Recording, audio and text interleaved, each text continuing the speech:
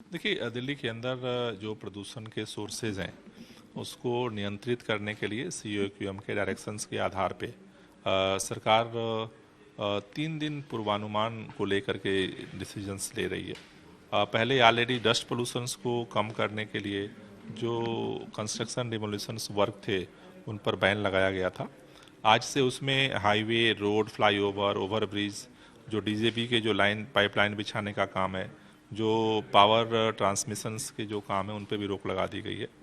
उसी के साथ साथ जो व्हीकल पोल्यूशंस हैं उनको उनको कंट्रोल करने के लिए जो बाहर से जो ट्रक्स आते हैं दिल्ली के अंदर, तो जो एसेंशियल्स जो कमोडिटी है उसके अलावा सीएनजी और इलेक्ट्रिक जो बसें हैं, वो जो ट्रक्स हैं उनको अनुमति दी जा रही है, बाकी पे रोक लगाई जा रही है। साथ ही साथ दिल्ली के अंदर जो छोटे मझोले किस्म के जो ट्रक्स हैं जो सामान ले जाते हैं मालवाहक, उन पर भी एसेंशियल सर्विस के अलावा जो है रोक लगाई जा रही है। क्या प्राइवेट ऑफिसेज के लिए भी अब एडवाइजरी जारी होगी वर्क फ्रॉम होम मोड के लिए?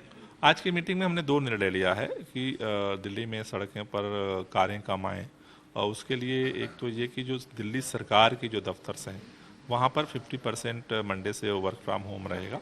हर डिपार्टमेंट्स अपने यहाँ एक सर्कुलर निकालेंगे। साथ ही साथ जो प्राइवेट्स हैं उनके लिए एडवाइजरी जो है जारी की जा रही है। आपने कहा कि केंद्रीय एनवायरनमेंट मिनिस्ट्री के साथ साथ बीजेपी और दिल्ली के एलजी प्रदूषण पे बात नहीं कर सकते हैं, क्या वजह है? देखिए, प्रदूषण पे राजनीति करने से प्रदूषण कम नहीं होगा, सबको मिलके काम करना पड़ेगा।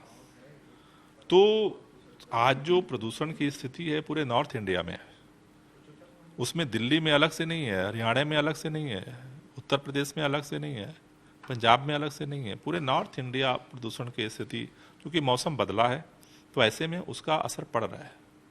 जहाँ तक पराली की बात है पंजाब के अंदर, तो पंजाब के पराली के समाधान के लिए जिम्मेदारी सबकी है। अभी आज ही मुख्यमंत्री जी ने पंजाब के बताया कि वहाँ बहुत सारे वो लोग प्रयास कर रहे हैं, लेकिन जो एक इमरजेंसी मेजर्स इस बार लेने की बात थी कि किसानों को जो है वो आर्थिक सहयोग दिया जाए, उसके लिए पंजाब सरकार 500 रुपये देने को तैयार थी, दिल्ली सरकार देने को तैयार थी, केंद्र सरकार ने सहयोग नहीं किया। तो जब सहयोग करना था तब आप सहयोग नहीं कर रहे हो, और आज फिर आप केवल राजनीति कर रहे हो, वो ठीक नहीं है। दिल्ली के अंदर बैन लगा कंस्ट्रक्शन पे, सीओक्यूएम ने ऑर्डर किया, भाजपा कार्यालय में आप उस बैन को फॉलो करने को तैयार नहीं हो, आप वहां प्रदूषण करोगे, तो वहां तो आपको सहयोग करना चाहिए भाई। एनसीआर के शहरों में तीसरी चीज, जो पटाखे थे, पटाखों से प्रदूषण होता है, ये भाजपा को समझ में नहीं आया। मतलब सबको समझ में आया, सुप्रीम कोर्ट को समझ में आया, भाजपा को समझ में नहीं आ रहा। आज आप प्रदूषण प्रदूषण कर रहे हो।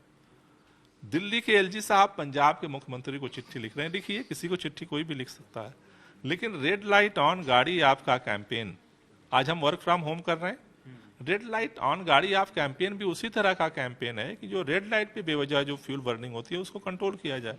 2 साल से हो रहा था, इस बार फाइल गई, आपने रोक लगा दिया, फिर कहा कंसिडर करिए, सरकार ने निर्णय लेकर के फाइल आपके पास भेज दी, उस पर आप निर्णय नहीं ले पा रहे हैं। तो मुझे लगता है कि ये वक्त ऐसा है कि राजनीति करने की जगह सबको मिलके इसको समाधान की तरफ प्रयास करने का वक्त। ठीक है। ऑड इवन को लेकर चर्चाएं शुरू हो गई हैं क्योंकि मुख्यमंत्री अरविंद केजरीवाल ने उसकी तरफ इशारा किया है, तो क्या कोई स्टैंडर्ड सेट किया गया है कि AQI 500 के पार अगर चला गया, या कोई डेडलाइन जब तक ये पॉलिसी लागू हो सकती है? देखिए, हम डे बेसिस पे सारे सिचुएशंस की मॉनिटर कर रहे हैं। जैसा मुख्यमंत्री जी ने कहा कि उस पर विचार चल रहा है, और आगे सिचुएशंस को मॉनिटर करके एक्सपर्ट्स की ओपिनियन ले करके फिर सरकार निर्णय लेगी। सेकेंडरी हायर स्कूल्स को क्या हाइब्रिड मोड में ला सकते हैं आप लोग अब? अभी जो आज जो डायरेक्शंस जारी किए जा रहे हैं वो प्राइमरी के बैन किए गए हैं, और उसके ऊपर की ओपन एक्टिविटी को बैन किया गया है। आगे सिचुएशंस डेवलप कैसे होती हैं उस हिसाब से निर्णय लेंगे। ठीक है, एक आखिरी सवाल सर, केंद्रीय कृषि मंत्री का बयान जरूर आया है आज जॉइंट प्रेस कॉन्फ्रेंस के बाद कि पंजाब को पैसा दिया गया, 1000 करोड़ रुपए से ज़्यादा पैसा दिया गया था स्टबल बर्निंग को हैंडल करने के लिए, और ये भी आरोप लगाया गया है कि आप लोग राजनीति कर रहे हैं इस मसले पे। मेरे ख्याल से इस चीज़ को समझना बहुत ज़रूरी है।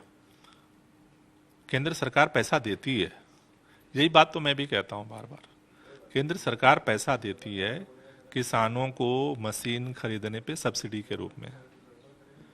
किसानों का कहना है कि भाई आप सब्सिडी देते हो जो बड़े किसान हैं वो पैसे अपना और लगाते हैं, खरीद लेते हैं। जो मझोले किसान हैं उनका ये है कि भाई हम अपना पैसा नहीं लगा पाते हैं।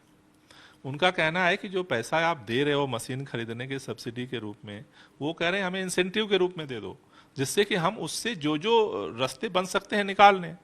तो जो कृषि मंत्री जी कह रहे हैं वो एकदम सही बात है, लेकिन पंजाब के मुख्यमंत्री ने जो प्रस्ताव किसानों के साथ मिलके लिया था, वो अगर प्रैक्टिकल निर्णय लिया गया होता तो इस पैसे का इम्पैक्ट आज दिखता।